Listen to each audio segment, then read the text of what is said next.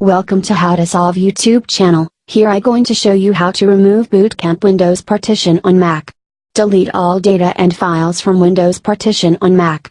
You can check Total GBs used by Windows Bootcamp under the Disk Utilities. Now open Finder on Mac, and go to Applications under the left sidebar. Next find the Utilities and find the Bootcamp Assistances and open it. Now it will take time to wipe cache for Windows and collect other datas under the Bootcamp. Select Remove Windows 10 or later version. And tap on Continue. After that click on Restore button to erase Windows under the Bootcamp partition and data as well.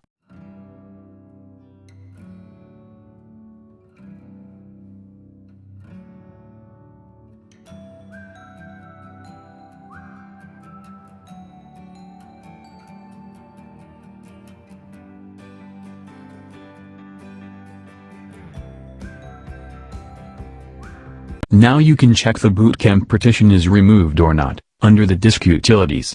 Open Spotlight Search and type Disk Utilities, and open it. Here's my screen. I removed a Bootcamp partition successfully.